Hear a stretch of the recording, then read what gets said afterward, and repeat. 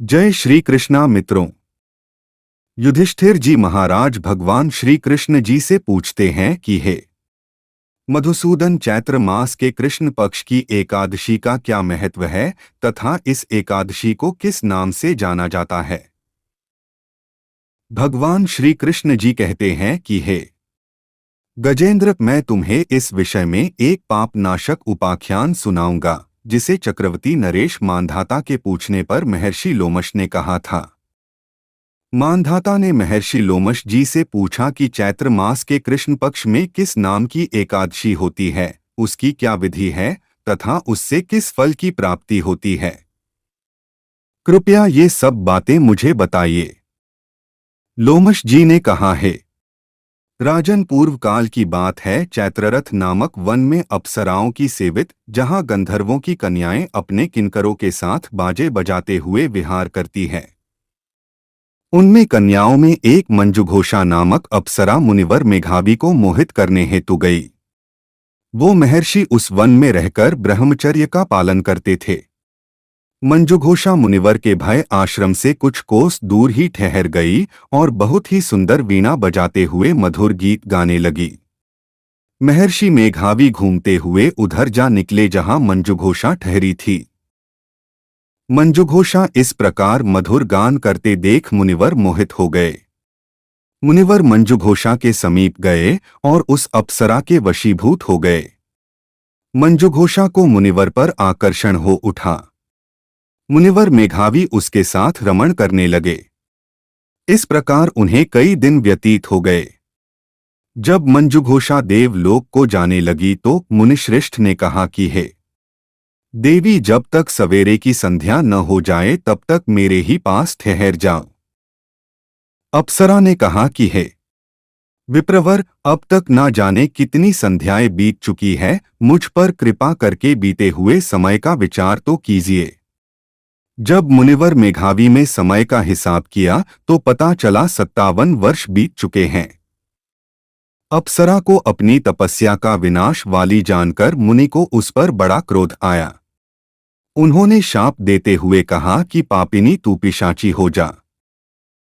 मुनि के शाप से डर के वह विनय से नतमस्तक हो बोली, विप्रवर, मेरे शाप का उद्धार कीजिए। 7 वाक्य बोलने या 7 पद साथ साथ चलने मात्र से ही सत्पुरुषों के साथ मैत्री हो जाती है। मैं तो आपके साथ अनेक वर्ष व्यतीत किए हैं, आथ स्वामिन, मुझ पर कृपा कीजिए। मंजुघोषा की इन बातों को सुनकर मुनिवर मेघावी बोले कि हे भद्रे, तुमने मेरी बहुत बड़ी तपस्या नष्ट कर डाली है। लेकिन मैं शाप तो वापस नहीं ले सकता, किंतु इस शाप से मुक्ति का उपाय बता सकता हूँ।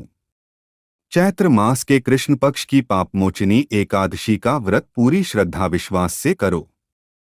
ऐसा करने से पिशाच योनि से मुक्ति मिल जाएगी। ऐसा कहकर मेघावी अपने पिता मुनिवर च्यवन के आश्रम पर गए। उन्हें आया देख च्यवन ने पूछा कि बेटा, ये क्या किया? गलती उस अप्सरा की नहीं थी, पर तुमने उस अप्सरा को शाप देकर अपना पुण्य नष्ट कर डाला।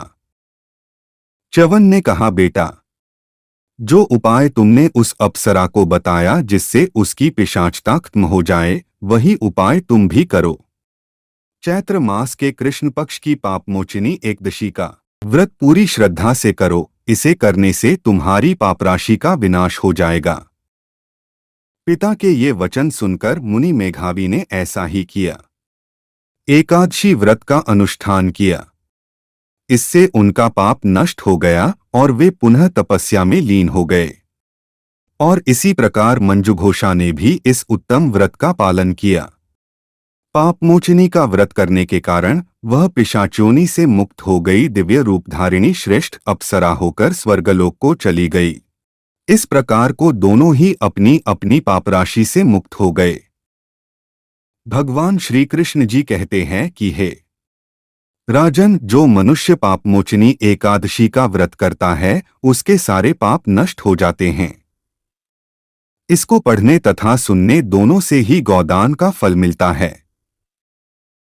तो दोस्तों, इस पाप मोचनी एकादशी कथा का सार वही है जो जय एकादशी का सार था। जब अन्यथा ही काम वासनाओं में पड़ जाओगे तो कष्ट तो सहने ही पड़ेंगे, फिर क्यों झंझटों में पड़ना।